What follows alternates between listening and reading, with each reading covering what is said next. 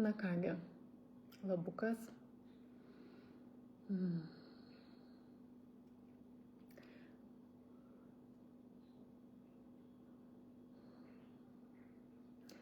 Jeigu tavęs šią akimirką nėra čia, tai žinau, kad esi dabar, kai klausaisi.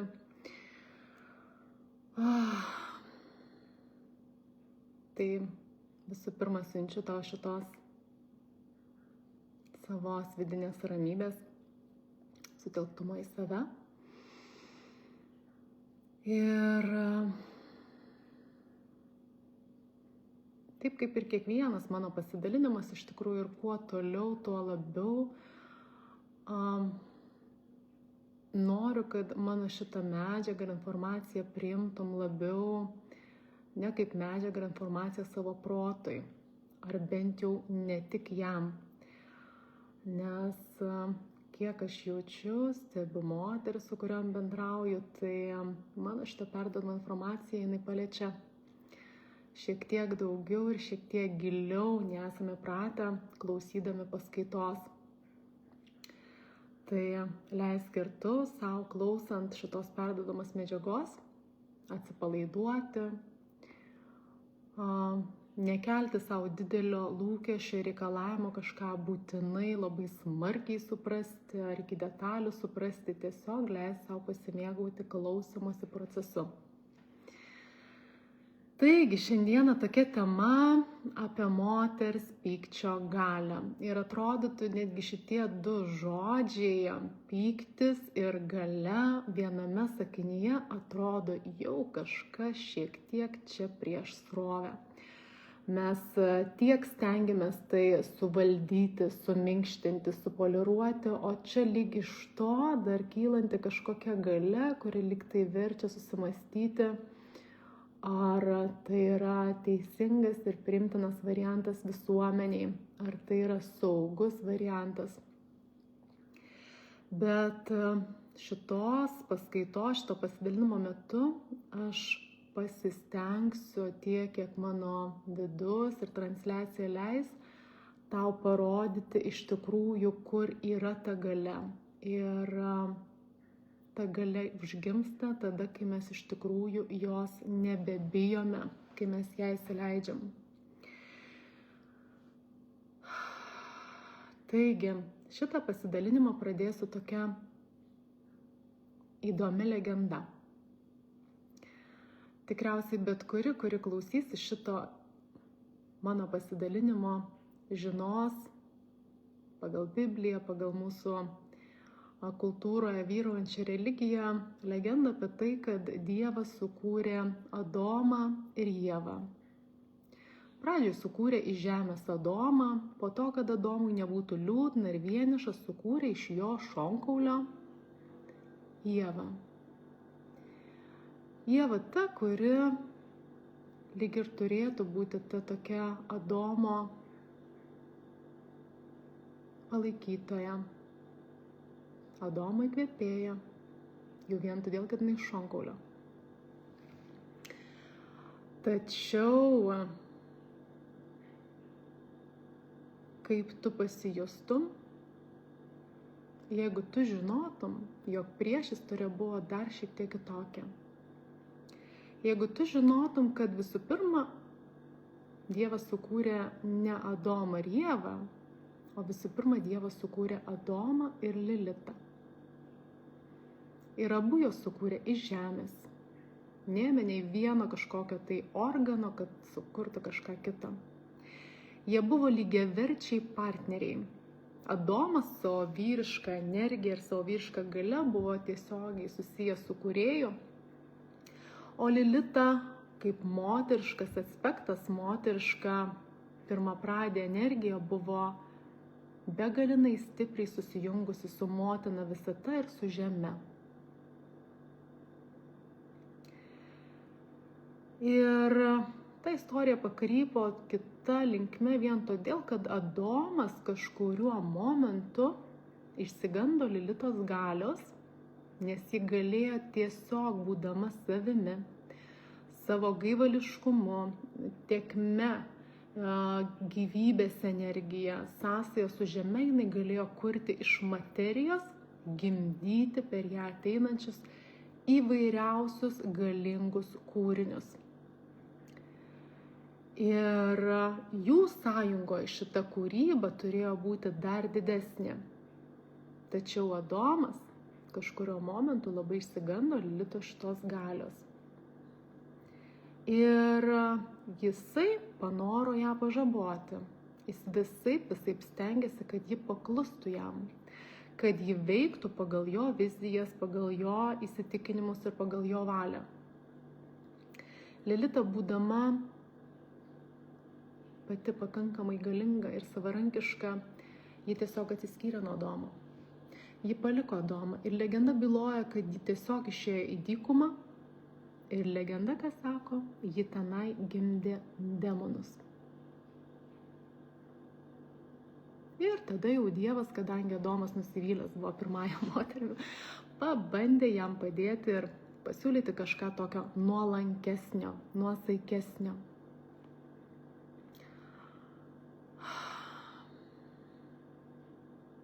Legendos yra tam, kad papasakotų mums apie tam tikrus kolektyvinius, istoriškai, senai buvusius procesus ir kurie galbūt dar vis kažkuria prasme tyvuliuoja mūsų vidiniuose pasąmoniniuose sluoksniuose.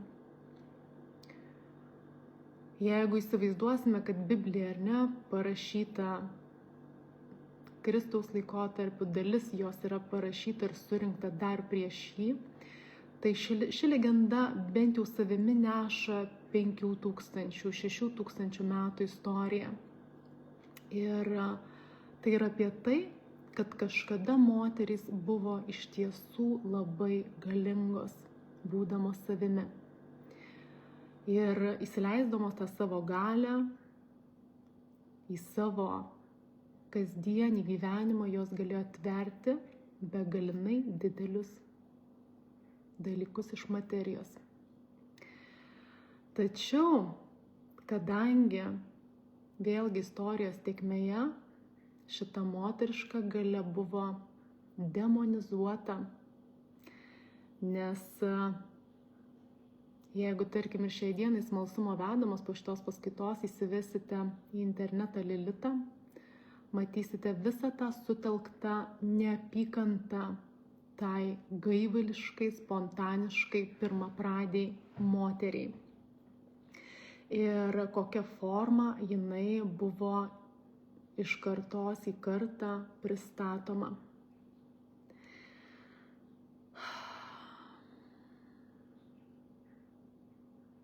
Taip. Ir ta Lilita, jinai mumyse vis dar gyva. Mes nešamės ją savo genuose, mes nešamės ją savo kūnuose. Šita pirmapradė moteris, kad ir kiek istorijoje būta bandymų ją užgniaužti, sumažinti, ištremti, nematyti, nevertinti. Iš istorijos žinome ir bandymų žudyti, persekioti. Ji vis tiek mūsų genuose. Kiekviena absoliučiai pasaulio moteris savo kūnų mena pirmapradę moterį. Šitą galingą, savarankišką, gebančią kurti didelę kūrybą. Ir dabar, kaip jums skamba visų pirma šitą istoriją? Ar randat savo viduje vietą tiek Ievai, tiek Lilitai? Nes pati esmė, kad ir tu, ir aš savo viduje mes tai turime vis dar gyvą. Galbūt nesąmoningai, nesuvokta, bet gyvą. Ir iš kartos į kartą kiekviena moteris tą pojūtį, jog joje yra kažkas daugiau gaivališko, daugiau aistringo, daugiau kūrybiško, daugiau spontaniško, daugiau pasitikinčio tėkme ir gyvenimu, daugiau tiesiog tokio malonumo būti kiekvieną dieną. Ir tą žinodamas mes kažkur giliai vis tik buvome priverstos patikėti, jog tai yra nereikalinga šiuolaikiniam pasaulyje. Ir mūsų mamos, mūsų močiutės, mūsų promočiutės, jeigu suprasime tą momentą, kad mumyse jau vien šiai dienai yra gyvos 7 prieš mus buvusios kartos. 7 kartos moterų padarė prieš mus indėlį į mus, kad mes šiai dienai būtume tokios, kokios esame. Tai vadinasi, jos perdavė ne tik atmintį apie pirmykštę moterį, jos perdavė ir savo didžiausias traumas, didžiausius skausmus, didžiausius liūdesius, didžiausius nepasisekimus, didžiausią sumažinimą, didžiausią ištrėmimą. Ir kiekviena ta trauma, jinai netgi biochemiškai yra labai gražiai, ten galima ją apčiuopti ir studijuoti. Tarkime, mokslininkai tai mato kaip genų struktūros, kurios yra apsuptos tam tikromis baltymų apvijomis ir neleidžia tam genui kokybiškai pasireikšti. Tai vat kiekviena ta trauma patirta tam tikroj kartoj pasireiškia kaip genų, kuris yra užblokuotas. Ir ateinanti sekanti karta, jinai paveldi šitą užblokuotą geną. Tai ir aš sakau, kad mes ne tik kažkaip ten mistiškai esame paveldėtojos, kaip minimum tų 7 prieš tai buvusių kartų traumų, tačiau ir realiai mes savo kūnais nešamės tą tokią fizinę genų mutaciją. Ir tai mums trukdo labai aiškiai, labai garsiai išgirsti tą Lilitą.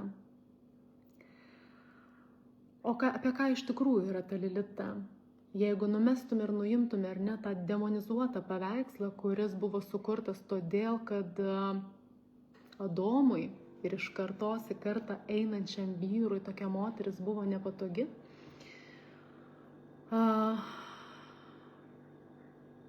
ji buvo, kaip ir minėjau, apie spontaniškumą, apie laisvę, apie gausą, apie pasitenkinimą, apie malonumą, apie kūrybą, apie dosnumą, apie gerumą, apie minkštumą, apie priėmimą, apie pasyvumą. Tai yra visos tos moteriškos kokybės, kurias mes labai pamažu įsileidžiame šiai dienai savo kasdienybę. O kai kurios vis dar nedrįsta, nes dar yra saugu, nes per daug kartų tai buvo uždrausta ir užtrombuota. Taigi Lilita, būdama tokia, jinai atsimena tai, kaip sukūrė pradžioje Dievas, kokią sukūrė ją, kokią sukūrė Adomą ir koks iš to turėjo užgimti pasaulis, koks buvo rojus. Vėlgi žiūrėkite į mano kiekvieną šitą žodį kaip į metaforą, bet pati esmė, kad ji atsimena per savo energiją, koks yra tas idealus, tobulas gyvenimas ir kaip jį galima sukurti. Ir dabar, kadangi mes kiekvieną nešame savyje šitą energiją, ateis naujam laikmečiui, nežinau, kiek kiekviena iš jūsų bus susipažinusi su ta tokia, vadinkime, daugiau iš sąmoningumo temų, iš dvasinių temų, ateinančią informaciją, kad turime kitą laikotarpį, kad turime naują erą ir turime gerokai viską pasikeitusį. Tiek ir energetinį foną tarp žmonių, tiek pačių žmonės, tiek žmonių elgseną, tiek galbūt visuomenėje priimamus sprendimus, tiek tokį intensyvėjantį ir tokį įtemptesnį vis besidarančią atmosferą. Tai taip, tai yra tai, kad keičiasi mūsų laikmetis. Iš vienos pusės mes sakome, kad astrologija yra toksai terminas, kad įėjome į vandenio erą. Kitur galite sutikti informaciją, kad Žemė pradėjo ypatingai smarkiai kelti savo vibracijas. Vėlgi šituos atrodytų labai mistiškus tokius pasakymus mes galime vėlgi labai žemiškai ir labai praktiškai apčiuopti. Yra toksai Šumano rezonansas, rodiklis, kuris yra fiksuojamas tam tikrose Žemės stotyse. Ir jisai šiai dienai fiksuoja vis intensyvėjantį Žemės dažnį. Ir atrodytų lyg nesusiję dalykai, tačiau šitas intensyvėjimas Žemės yra apie tai, kad Žemė keičia savo formatą, savo vibraciją, savo dažnį. Ir besikeisdama pati, jinai vienareikšmiškai įtakoja ant Žemės vaikštančius įvairius visus gyvus organizmus, tame tarpe ypatingai ir žmonės. Besikeisdama Žemė pati, jinai kviečia ir kiekvieną žmogų daryti pokytį, kadangi nepadarius pokyčio ant tokios Žemės pasidaro ypatingai sunku gyventi. Darosi labai didelės vidinės įtampos, darosi labai tiesiog fiziškai sunku būti, kadangi pradeda kilti įvairiausios ligos. Tačiau pati esmė, kad Žemė labiausiai per šitą transformaciją kalbina moteris, kadangi moteris per savo kūnus, jos yra kur kas labiau susijungusios su Žemės energija ir mes daug greičiau pajuntame šitą pokyčio kvietimą. Ir to pasekoj Žemė budina mus, bet kartu ji ragina prisiminti tą mūsų archainę, pirmykštę moterį, tą Lilitą. Ir šita Lilita iš pat gelmių, ji veržiasi dabar į paviršių, tam, kad jinai galėtų kartu su Žeme, besikeičiančia Žeme, pradėti įgyvendinti visai kitokią Žemės pasaulio gyvenimo viziją. Ir kaip ateina šis pokytis, norėtųsi, jog tai kas vyksta ir kalbasi apie gražius dalykus, kaip apie Žemės vibracijos kėlimą, kaip apie ėjimą į kur kas aukštesnę kokybę. Norėtųsi, kad tai ir būtų tas sklandus perėjimo procesas. Tačiau pats procesas vyksta tuo principu, kad prieš išeinant į gražią, kokybišką, daug žadančią būseną, tikrovę, kūrybą, mes turime praeiti, pamatyti, išjausti visą tai, kas nebetitinka šitos naujos vibracijos. Vadinasi, mūsų besikeldama vidinė Lilita, ji visų pirma nori nukelti tą užspaudimo dangtį. Ta dangtį, kuris visuomeniai yra suprantamas kaip kažkokių moteriškų kokybių nepriėmimas. Ir jei stuksenant vidumi tą dangtį, natūraliai kyla tai, apie ką mes ir pradėjome šitoje paskaitoje kalbėti, apie pyktį. Todėl, kad po šituo dangčiu slepiasi daug neišjaustų emocijų, daug neišjaustų ir nepamatytų sąmoningai patirčių, suvokimų. Todėl tas pyktis mums yra signalas apie tai, kad mes turime vis tik į tai atsisukti ir po truputėlį leisti tam dangčiui pakilti.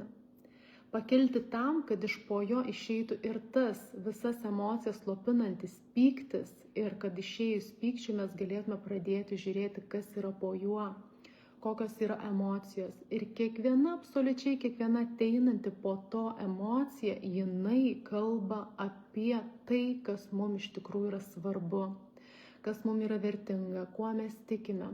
Ir iš šitos emocijomis atnešamos informacijos mes pradedam dėlioti savo vidinį vertybinį stuburą, kuris yra visiškai nesusijęs su tuo, kuom gyvena, pulsuoja ir kvėpuoja aplinka, socialinė terpė ir apskritai visas pasaulis. Tokiu būdu mes grįžtame į savo vidų, mes susijungime su savo ta pirmapradė Lilita, kuri mena apie tai, koks yra rojus. Ir per tuos neišjaustus jausmus, per juos einant, juos stebint ir matant, mes galime grįžti prie to žinojimo, apie ką yra mūsų asmeninis rojus, kokia turi būti mūsų kasdienybė, ką mes savo veiksmais ir pasirinkimais turime rinktis, palaikyti, ką mes norime savo elgesiu kurti, ką mes savo dėmesiu ir fiziniais, galbūt kažkokiais veiksmais vėlgi norime sutverti kasdienybę ir kuo mes norime dalintis. Tai tokiu būdu mes visos esame dabar grąžinamas prie savo vidinės pamirštos, užspaustos Lilitos, kuri buvo užspausta ne tik mūsų gyvenimų patirčių, bet ir tų prieš tai buvusių kartų. Ir kiekvienai dabar šitas iššūkis gyvenimo etape yra labai skirtingas priklausomai nuo to, kokį bagažą mes paveldėjom. Dabar kodėl aš sakau, kad mums nereikia bijoti to savo pykčio, kodėl jį yra naudinga ištransliuoti. Todėl, kad tame pyktyje, jeigu pastebėsit, tai yra galinga energija, tai yra galinga jėga. Ir mes šitą jėgą mes galime panaudoti pokyčiui. Tam pokyčiui, kurio iš tikrųjų mes viduje beprotiškai skausmingai ilgimės. Mes ilgimės to rojaus būsenos. Tai jeigu mes kiekvienu kartu užkilus pykčiui, mes eisime iškvėpuoti, mes eisim pabūti su savimi, mes galimai ir nesuprasime, apie ką tai yra. Ir tik tais tada, kai mes po truputėlį leidžiame savo eiti į sąmoningą veiksmą, iškilus šitai emocijai. Sąmoninga tai turiu omeny, kad vėlgi tikiu, kad šiai dienai manęs klausosi tos moteris, kurios jau sugeba, jog tai nepavirstų į smurtą, kurios sugeba save suvaldyti, jog tai nepavirstų į agresiją prieš silpnesnius. Aš kalbu apie sąmoningą veiksmą, tai yra apie tai, kad mes įdarbintume šitą energiją, kad mes ją neišsėdėtume, neištylėtume, bet visų pirma pradėtume ją įdarbinti toje materijoje, kurioje mes esam. Nes tik tai su šitokia užkaupta energija yra įmanomas pokytis. Ką aš turiu omeny? Jeigu jūs kažkokioj situacijai pajutote pyktį, jūs iš karto tai ir įvardinkit ir sakykit. Ir didžiąja dalimi, kiek aš pati iš savęs stebiu ir kiek praėjau, tarkime, tuo etapu, tuo momentu, kai jūs tai sakote ir transliuojate iš savo vidinės tiesos, vadinasi, kai jūs sakote, aš pykstu labai, nes aš noriu to, man tai yra svarbu, aš norėčiau, jog būtų taip, bet tai nevyksta. Ir kai jūs tai pateikėt su ta energija, su kuria tai yra, jūs į erdvę paleidžiate būtent tą jėgą, kuri turi galios kažką pakeisti.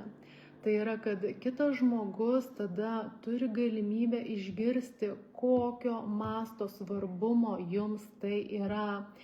Kiek smarkiai jūs tai skaudina, kiek smarkiai jūs tai liūdina, kiek smarkiai jūs tai... Nes kai jūs ateisite nusiraminusi, kai jūs ateisite tai iškvėpavusi, žmogus gauna tik faktinę informaciją protui. Jis negauna jausminės informacijos, kur yra kur kas galingesnė. Ir kai gauna tik protui, tai tik iš proto galbūt ir gali siūlyti kažkokius sprendimus, kurie irgi tokie drungni. Ir kai moteris ateina, nes ši yra jos apskritai didžioji galia veikti, daryti, kurti iš to emocinio užtaiso, tai nebijokit būti to jausmo sukūrėja.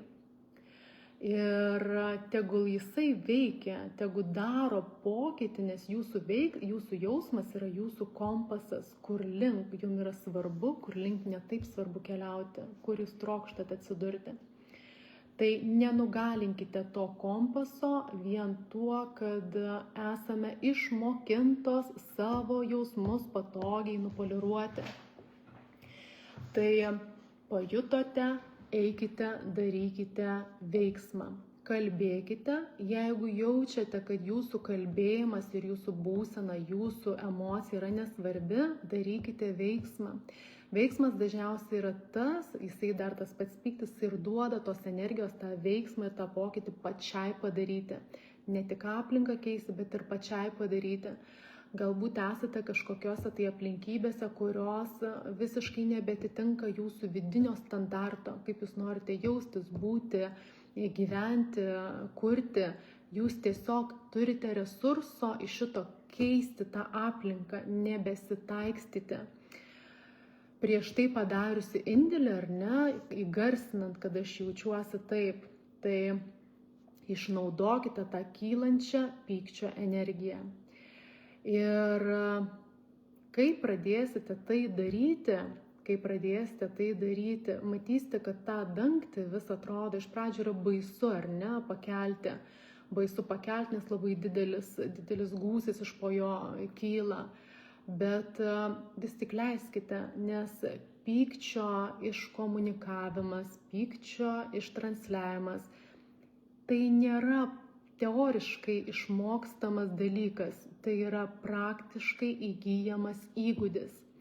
Ir iš pradžių galbūt tai gausis kažkaip tai negrabiai, kažkaip tai galbūt ne taip estetiškai, kaip mes norime visada pasirodyti, bet būkite tame, kame esate. Būkite toje jausenoje, kurią jaučiate ir leiskite ir nebijokite, jeigu kažkas iš jūsų gyvenimo dėl tokio sau leidimo vis tą dangtį pakelti išeina. Visiškai nepergyvenkite dėl to, nes vadinasi, tie žmonės ir buvo tam jūsų gyvenime, kad pasitarnautų jums šitą pyktį ir visą šitą užspaustą dalį parodyti. Ir jeigu galvojate kažkaip, kad juos nepelnytai įskaudinsite, pasakysite kažką, tai aš nekviečiu to daryti su intencija kaltinimui, aš kviečiu tai daryti su intencija išsakymui, kad man tai nepatinka, aš jaučiuosi negerai, aš jaučiuosi nemaloniai, man sukyla tai ir tai. Tai jeigu žmogus ir šitokio pasakymo su galbūt ir tuo emociniu užtaisu net laiko, tai turėkite omeny, kad jis atėjo tam, kad pasitarnautų. Ir jeigu jūs tai sakydama galvojate, kad jūs jį kažkaip galite sužeisti, sutraumuoti, tai yra apie tai, kad jūs pritraukėte lygiavertį žmogų, kuris viduje turi atitinkamą dalį užspaustą, kaip ir jūs, su savo pykčiu. Ir tai tik tais pradėdama rodyti, jūs jam turite, kaip pasakyti, dovaną, per tai parodyti jo užspaustas dalis. Ir jeigu žmogus pasirenka šalia jūsų nebebūti, nes jam yra per sudėtinga jausti savo pyktį, tai vadinasi, ta kelionė tarp jūsų tuo momentu ir užsibaigia ir žmogus tiesiog galbūt ieškosis gyvenime kitų būdų išsispręsti savo dalykus.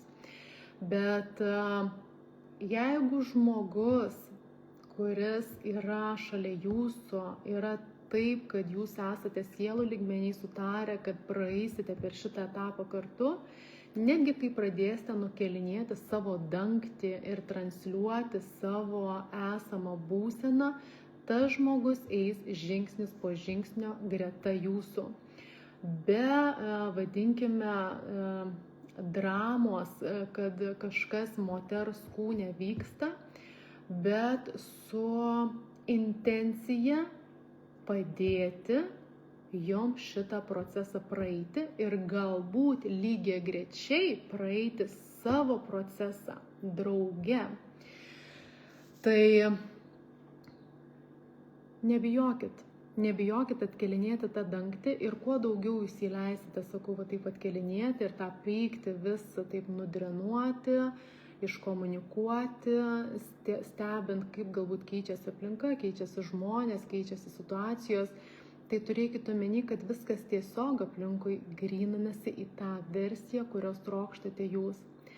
Bet galia prasideda tada, kai jūs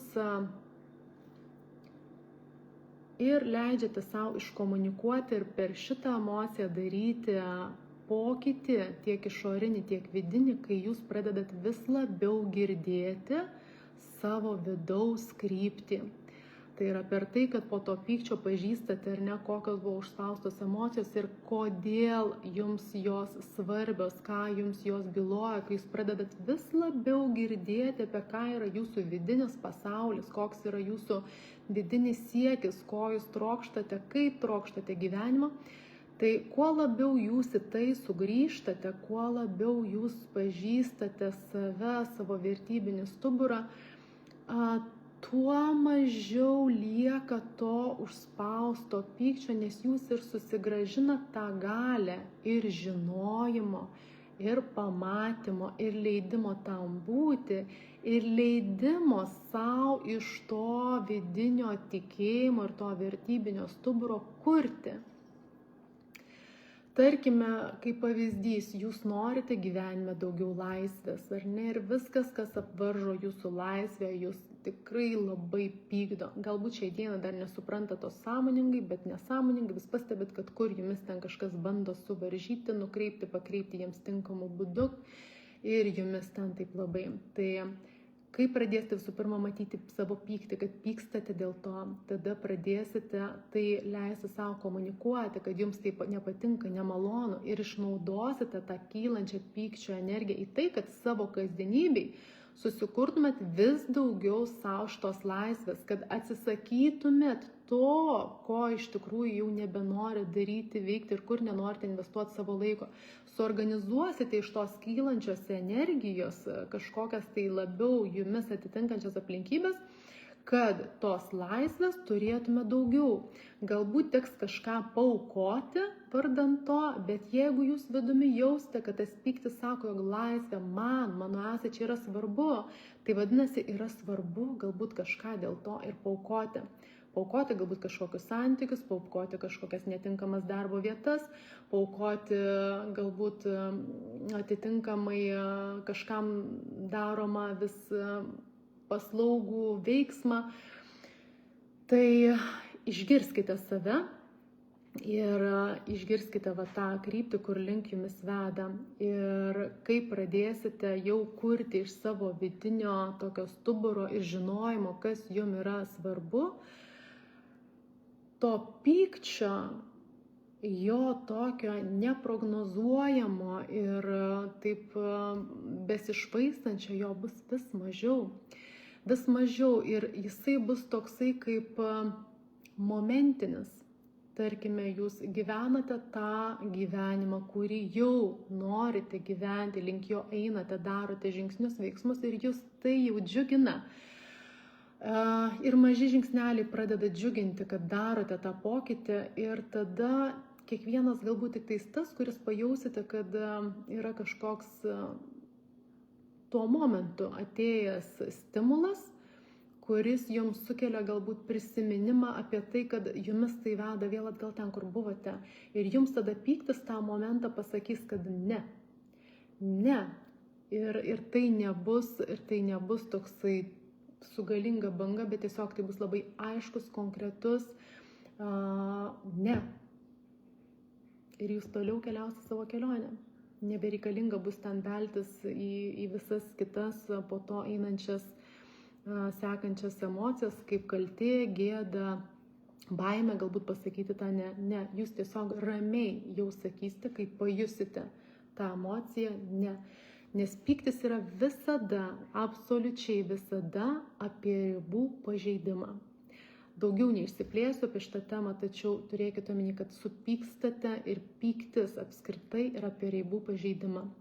Ir jeigu turite tą didelį bagažą, ar ne, kur nešatės daug iš kartų paveldėta, kai buvo daug moterų sumažintos savo satyje, tai turėkite omeny, jeigu tas didelis pyktis, vadinasi, turite labai didelę dalį savęs nukirstą. Esate kažkur labai save sumažinusi ir pyktis kviečia tiesiog atstatyti tą ribą. Tai nebijokit eiti į veiksmą ir šitą ribą atstatinėti. Šita karta, šitam laikmetyje moterų nėra apie prisitaikymą, nėra apie tai, kad mes turime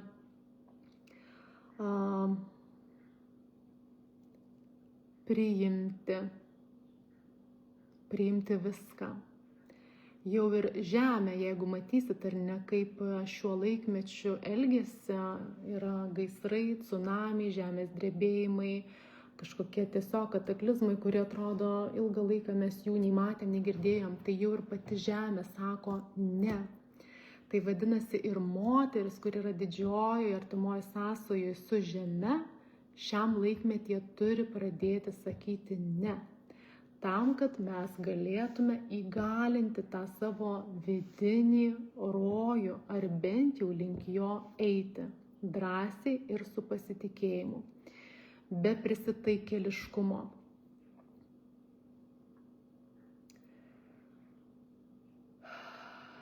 Jeigu bijote, kad patapsite pikta moterim, tai aš galiu pasakyti priešingai, tol kol spaudžiate savo pyktį viduje, tai va čia yra taip, jūs ir esate pikta moteris. Tačiau, kai pradėsite įgalinti savo pyktį, jūs tapsite gyva moterim.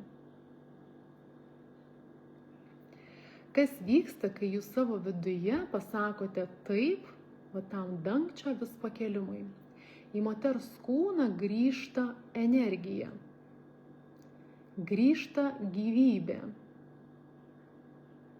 grįžta spontaniškumas. Ir kiekvienu kartu, kai tai darysit ir kai pajausit, kad kiekvienu kartu ištransliavus tą pyktį, o ne nėjus, pasėdėjus, iškvėpavus, bet ištransliavus į aplinką ir padarius pokytį, pajusit, kaip dalį savęs susigrąžinat. Energijos.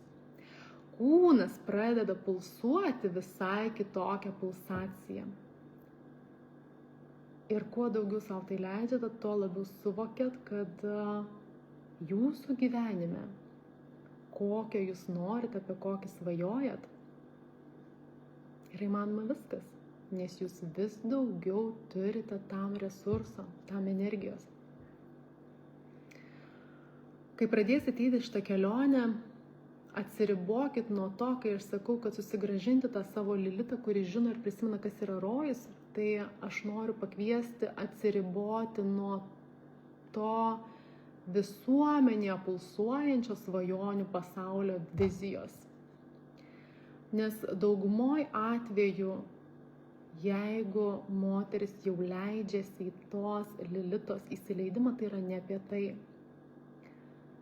Savo rojuje jūs greičiau norėsite daugiau švelnumo, daugiau lėtumo, daugiau malonumo buvime su savim, daugiau malonumo buvime savo kūne, pasimėgavimu juo, daugiau malonumo santykyje, apsikabinime, bendravime,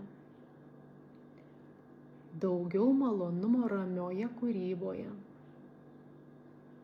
daugiau malonumo tam lėtam išbuvime ir išjautime, kad šią akimirką, ko tau reikia, tu viską turi. Gausos jausmas. Kai pradėsi susilieti vis labiau su savo šitą archaišką pirmapradę moterim, pajausi, kad tas tavo rojus yra visiškai autentiškas tau. Pagal tave, ko tau norisi, ko tavo širdis kviečiasi, ko ilgisi. O visi kiti šitie socialiniai dzinguliukai visuomeniai priimami kaip svajonės atributai, jeigu tau bus reikalinga, jie ateis kaip pasekmė. Pasitikėk.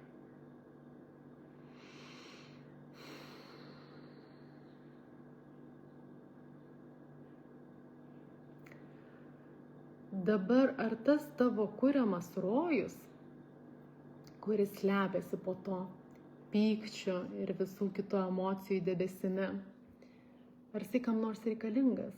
Nes atrodytų gyvenant tokiam pasaulyje, kur niekam nėra svarbus tie tokie vidiniai, gražūs dalykai. Tačiau jie svarbus. Nes ir išorinės pilis žmonės statosi todėl, kad tai yra iliuzija, jog pasieks tos vidinius gražius dalykus. Jie yra svarbus. Tad tavo vidinis rojus, link kurio tikiu tu pradėsi eiti, yra svarbus ir tau pačiai, nes yra begalinis malonumas gyventi savo autentiškoje energijoje, savo autentiškoje kūryboje, mėgautis tuo ir dalintis. Jis yra reikalingas tau. Ir jisai yra reikalingas kiekvienai šalia einančiai, tam, kad ji galėtų patikėti, kad ir ji gali susikurti savo asmeninį rojų. Ir kai dvi moterys, šiai dienai neapriepsiu vyrų, kadangi kalbuosi su tavim, bet kai dvi moterys susitinka kiekviena savo rojuje, vyksta begalinai graži dalyba. Begalinai graži dalyba, kuri vyksta iš pilnatvės. Šitoje kūryboje, dalyboje nebelieka konkurencijos ar prievolės kažką pirkti, turėti, įsiūlyti, parduoti. Šitoje kūryboje vyksta tiesiog pasimėgavimas viena kitos vaisiais. Ir ta bendra kūryba. Ir įsivaizduokite, jeigu pasaulis būtų daugumoje ar absoliučiai toks, kur kiekvienas žmogus būtų savo asmeniniam rojuje, kur veiktų, darytų, kurtų tai, kas eina iš jo vidaus, tai, kas jam yra malonu daryti, tai, kas jam yra malonu kurti. Pabandyk įsivaizduoti šitą viziją, nes žemė nuo visko purtosi tam, kad tave pakviestų eiti link to, taip kaip ir kiekvieną kviečia.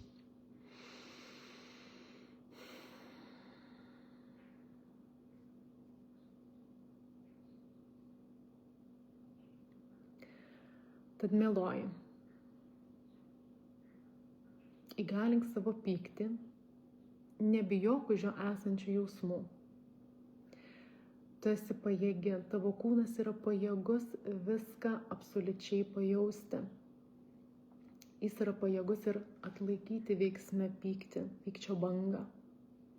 Jis jau nebepajėgus jo laikyti visą laiką užspausto, tai jau darosi ypatingai sunku. Jisai pajėgus tai po biškį paleisti, po biškį didesnėm, mažesnėm dozėm, taip kaip tu jauti. Ir jisai pajėgus išgyventi tai, ką tas pyktis buvo užspaudęs. Ar tai būtų didelis liūdesys, ar tai yra didelis netekties skausmas, ar tai yra apskritai nusivylimas, o gal už to slepiasi ir kažkokia tai baimė džiaugtis. Kiekviena savo kraitelė, ko gero po to užspaustų pykčiu, rasit kažką savo autentiško. Nes taip, aš po savo pykčiu radau baimę džiaugtis. Todėl, kad mano džiaugsmas, jisai būdavo toksai tikrai ekspresyvus kažkada savo gyvenime, o jisai prikviesdavo to žmonės, kuriuos tai erzindavo ir juos kažkaip trikdydavo, kad jie negali pajausti tiesiog tokio džiaugsmo. Ir jie visais būdais ten mane mažindavo, įskaudindavo. parodydavo realią gyvenimo pusę, kad lyg nėra dėl ko džiaugtis. Ir aš išmokau nesidžiaugti. Mano pyktis slėpė ir baimę džiaugtis.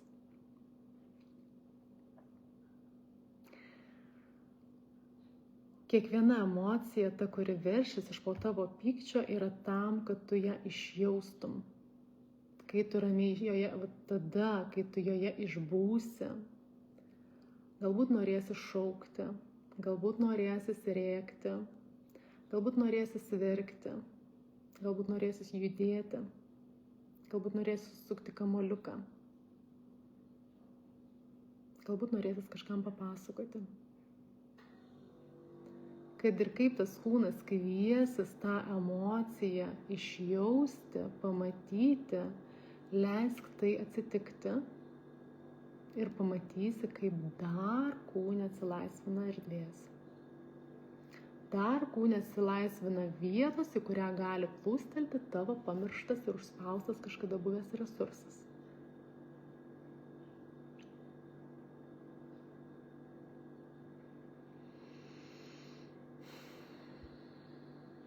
Yra daug praktikų, kuriuose mes lyg save bandome išjudinti, tačiau pati didžioji praktika yra gyvenimas. Tada, kai tu tose situacijose, kuriuose jauti pyktį, nepasitenkinimą, tada, kai pradedi veikti kitaip. Šitas veiksmo pokytis, jeigu buvai įpratusi ar ne, nutylėti, išlaukti, buvai įpratusi kažkaip tai ten viską užspausti ir tik tais nuėjus į kažkokias praktikas ten tai išleisti. Bet kaip ir sakau, tai jau būna išblėsę, tai jau būna tiesiog pasklidę kitaip erdvėj, be jokio pokyčio. Ir tavo savęs įgalinimas veikti kitaip tą akimirką, kai tai atsitinka, ir yra didžioji transformacija. Ir yra didysis įgalinimas. Ir yra tada tikimybė, jog įvyks didysis pokytis realiam gyvenime. O ne žiniose, teorinėse žinojimuose, praktikose, o tavo kasdieniame, kuriamame gyvenime.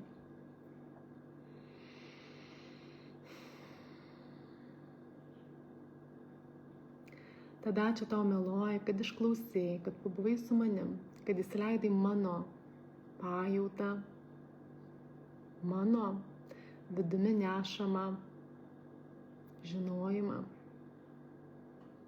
Tikiuosi rasi savo atsakymus ir jeigu turėsi klausimų ar minčių, jausmų pasidalinimui, tikrai laukiu po šiuo įrašu arba man asmeniškai. Tai kągi, gražios tau dienos ir linkiu tau leisti vis labiau įsileisti savo galios.